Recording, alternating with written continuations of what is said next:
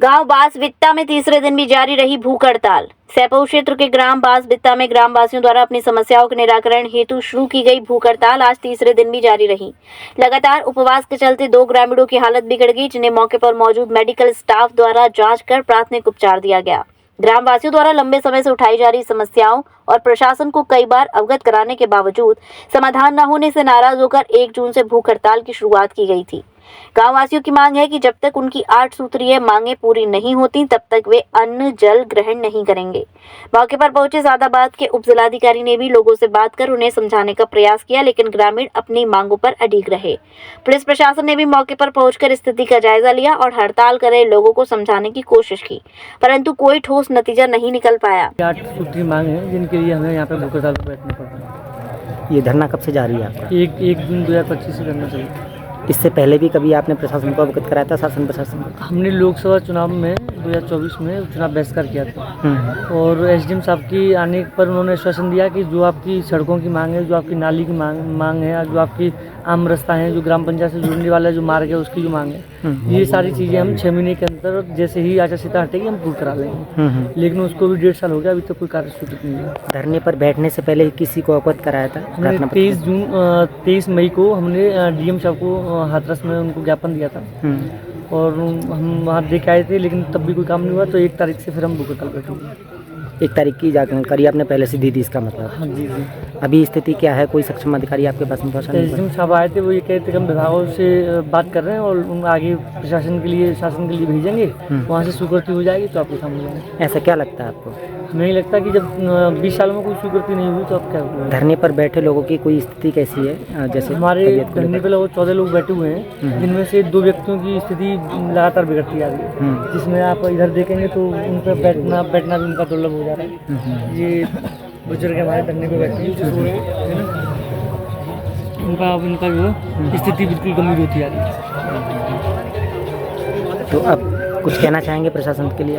मैं बस यही कहूँगा कि अगर कोई भी जनहानि होती है तो उसका जिम्मेदार पूरा प्रशासन होगा। या तो हमारी मांगें सुन ली हैं और नहीं, जब तक सांस है तब तक भूख हड़ताल में बैठे रहेंगे। ये सादाबाद क्षेत्र के बांसबित्ता में धरना चल रहा है, इसके बारे में क्या कहना चाहेंगे आप? धरना हमारा सर मजबूरी है धरना करना, क्योंकि गवर्नमेंट हमारी सुनाई नहीं कर रही है। हमने 1-1.5 साल पहले की बात है, लोकसभा का चुनाव हुआ था, उस दिन हमने चुनाव बहिष्कार किया था, लेकिन आज तक उसमें कोई सुनवाई नहीं हुई।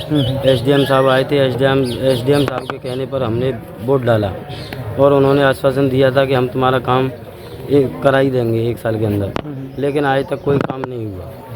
और हमने 23 मई 2025 को लिख के भी देखे हैं, मतलब जिलाधिकारी साहब को, और उसमें लिख के आए थे कि 1/6/2025 से हम अपनी मतलब धरना प्रदर्शन चालू कर देंगे, लेकिन कोई नहीं आ पाया है आज। क्या नाम है आपका? मेरा नाम भूप सिंह है जी। कहाँ के मूल निवासी हैं? मैं बांसबित्ता से हूँ। ये किस मुख्य रूप से ज़्यादातर जो धरने की बात कही गई, किस बात को लेकर के कही गई है जी?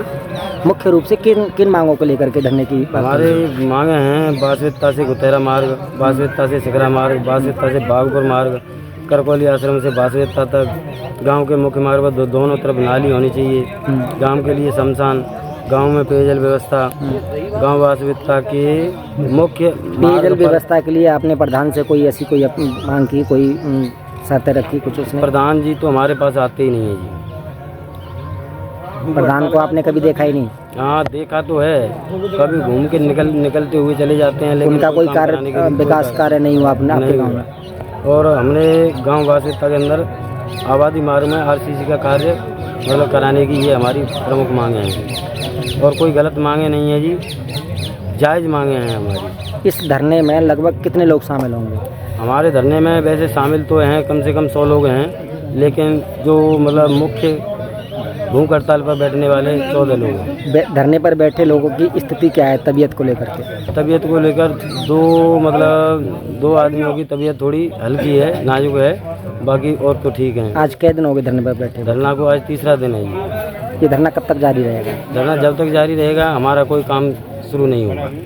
शासन प्रशासन अगर आपकी बात को अगर नहीं सुनता है तब तक आप धरना जारी रहेगा? हाँ, ये कहना जब चाह तक रहे हैं? धरना जारी रहेगा, और इसमें अगर किसी जनहानि होती है तो इसकी जिम्मेवारी शासन और प्रशासन की होगी। श्री राधिका स्वीट्स प्रस्तुत करते हैं अपने प्रतिष्ठित मिष्ठान के 5 अलग अलग प्रतिष्ठान, जिनमें मिलती है गुणवत्तापूर्ण शुद्ध देसी घी से निर्मित मिठाइयाँ और मिलता है शुद्धता का विश्वास। तो आइए राधिका स्वीट्स पर और लीजिए शुद्ध देसी घी से निर्मित मिठाइयाँ। हमारे प्रमुख प्रतिष्ठान है राधिका स्वीट्स, माँ वैष्णो देवी मंदिर के समीप छठी कला, राधिका स्वीट्स रेलवे पुल के पास कोसी कला, राधिका स्वीट्स मंडी समिति के सामने सौंख रोड मथुरा, राधिका स्वीट्स धौली प्याऊ मथुरा और राधिका स्वीट्स श्री कृष्ण जन्म स्थान के पास पोथरा कुंड मथुरा।